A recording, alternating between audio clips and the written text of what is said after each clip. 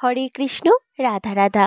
2025 খ্রিস্টাব্দের 8ই ফেব্রুয়ারি শনিবার। আজ জয়া বা ভৈমী একাদশী। তাই এই ভিডিওতে ভৈমী বা জয়া একাদশীর সম্পূর্ণ ব্রত মাহাত্ম্য কথা পাঠ করব। আর পারণের সময়সূচি ও পারণ মন্ত্র এই ভিডিওতে দেওয়া থাকবে, তাই অবশ্যই সম্পূর্ণ ভিডিওটি দেখতে থাকুন। এখন শ্রবণ করুন জয়া বা ভৈমী একাদশী ব্রত মাহাত্ম্য কথা। মাঘী শুক্লপক্ষিয়া জয়া একাদশী ব্রত মাহাত্ম্য ভবিষ্যোত্তর পুরাণে যুধিষ্ঠির শ্রীকৃষ্ণ সংবাদ রূপে বর্ণিত আছে। শ্রী গরুড় পুরাণে মাঘ মাসের শুক্লপক্ষিয়া একাদশী তিথিকে ভৈমী একাদশী নামে অভিহিত করা হয়েছে।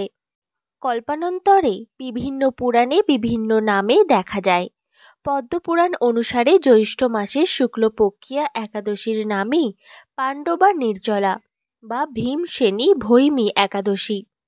যুধিষ্ঠির বললেন, হে কৃষ্ণ, আপনি কৃপা করে মাঘ মাসের শুক্লপক্ষের একাদশীর সবিশেষ বর্ণনা করুন। শ্রীকৃষ্ণ বললেন, হে মহারাজ, মাঘ মাসের শুক্লপক্ষের একাদশী জয়া নামে প্রসিদ্ধ।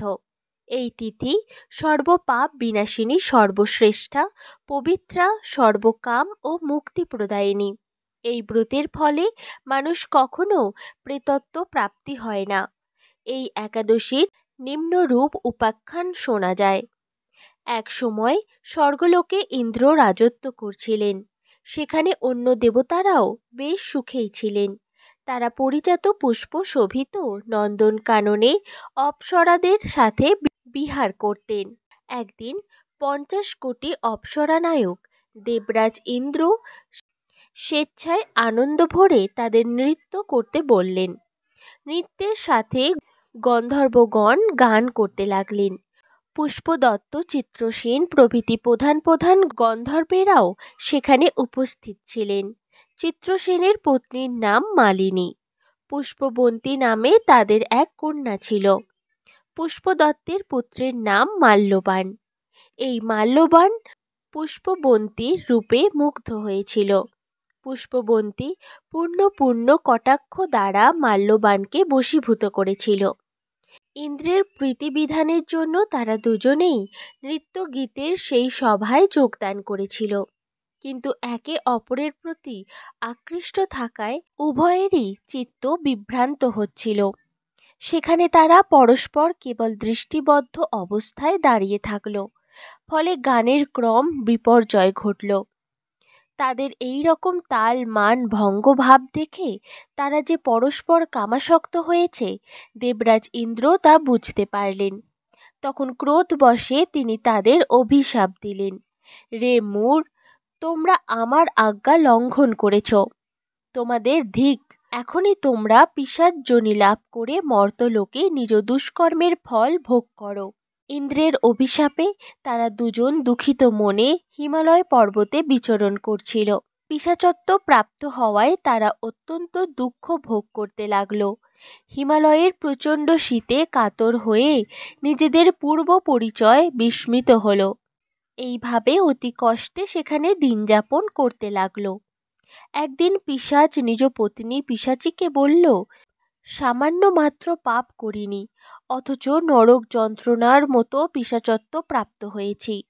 অতএব এখন থেকে আর কখনো কোনো পাপ কর্ম করব না। এইভাবে চিন্তা করে তারা সেই পর্বতে মৃতপ্রায় বাস করতে লাগল। মাল্যবান ও পুষ্পবন্তীর পূর্ব কোনো পুণ্যবশত সেই সময় মাঘী শুক্লপক্ষিয়া জয়া একাদশী তিথি উপস্থিত হল। তারা একটি অশ্বত্থ বৃক্ষতলে নিরাহারে নির্জলা অবস্থায় দিবানিশি যাপন করল। শীতের প্রকোপে অনিদ্রায় রাত্রি অতিবাহিত হল। পরদিন সূর্যোদয়ে দ্বাদশী তিথি উপস্থিত হল। জয়া একাদশীর দিন অনাহার ও রাত্রি জাগরণে তাদের ভক্তির অনুষ্ঠান পালিত হল। এই ব্রত পালনের ফলে ভগবান বিষ্ণুর কৃপায় তাদের পিশাচত্ব দূর হল। তারা দুজনেই তাদের পূর্ব রূপ ফিরে পেল। তারপর তারা স্বর্গে ফিরে গেল। দেবরাজ তাদেরকে দেখে অত্যন্ত আশ্চর্য হলেন। তিনি জিজ্ঞাসা করলেন, কোন পুণ্য ফলে তোমাদের পিশাচত্ব দূর হলো? আমার অভিশাপ থেকে কে তোমাদের মুক্ত করল? মাল্যবান বললেন, হে প্রভু, ভগবান বাসুদেবের কৃপায় জয়া একাদশী ব্রতের পূর্ণ প্রভাবে আমাদের পিশাচত্ব দূর হয়েছে। তাদের কথা শুনে দেবরাজ ইন্দ্র বললেন, হে মাল্যবান, তোমরা এখন থেকে আমার অমৃত পান করো। একাদশী ব্রতে যারা আসক্ত এবং যারা কৃষ্ণ ভক্তি পরায়ণ তারা আমাদেরও পূজ্য বলে জানবে। এই দেবলোকে তুমি পুষ্পবন্তীর সাথে সুখে বাস করো। হে মহারাজ, এই জয়া ব্রত ব্রহ্ম হত্যাজনিত পাপকেও বিনাশ করে। এই ব্রত পালনে সমস্ত প্রকার দানের ফল লাভ হয়। সকল যজ্ঞ ও তীর্থের পূর্ণ ফল এই একাদশী প্রভাবে আপনা হতেই লাভ হয়। অবশেষে মহানন্দে অনন্তকাল বৈকুণ্ঠ বাস হয়। এই জয়া একাদশী ব্রত কথা পাঠ ও শ্রবণে অগ্নিষ্টম যজ্ঞের ফল পাওয়া যায়।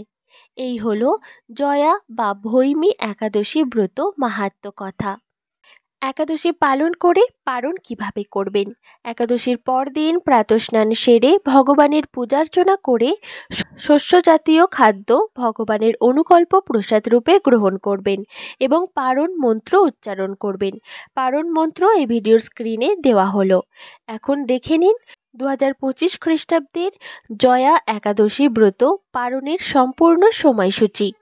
পশ্চিমবঙ্গ 6টা 17 থেকে 9টা 57, বাংলাদেশ 6টা 43 থেকে 10টা 13, দিল্লি 7টা 4 থেকে 10টা 44, বৃন্দাবন 7টা থেকে 10টা 42, উত্তরপ্রদেশ 6টা 48 থেকে 10টা 30, মুম্বাই 7টা 9 থেকে 10টা 58, পুনে 7টা 5 থেকে 10টা 54, নাগপুর 6টা 47 থেকে 10টা 34, চেন্নাই 6টা 33 থেকে 10টা 26, ভুবনেশ্বর ওড়িশা 6টা 19 থেকে 10টা 7, ঝাড়খণ্ড 6টা 24 থেকে 10টা 9, বিহার 6টা 26 থেকে 10টা 9, ছত্তিশগড় 6টা 36 থেকে 10টা 22, শিলং মেঘালয় 6টা 1 থেকে 9টা 45, গৌহাটি আসাম 6টা 2 থেকে 9টা 45, আগরতলা ত্রিপুরা 6টা 1 থেকে 9টা 46, মিজোরাম 5টা 53 থেকে 9টা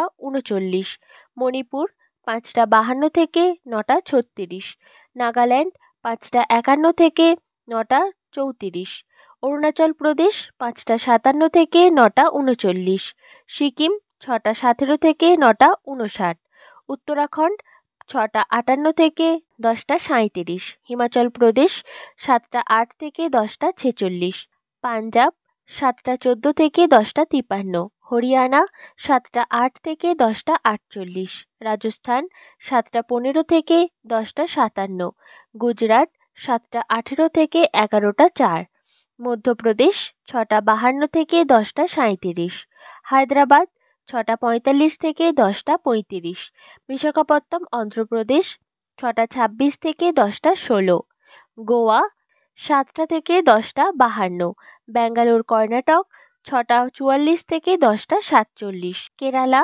6টা 45 থেকে 10টা 40, জম্মু কাশ্মীর 7টা 19 থেকে 10টা 56, আন্দামান নিকোবর 5টা 42 থেকে 9টা 36।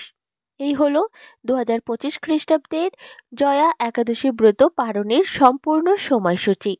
আজকের এই ভিডিও এই পর্যন্তই। সকলে ভালো থাকুন, সুস্থ থাকুন। হরে কৃষ্ণ, রাধা রাধা।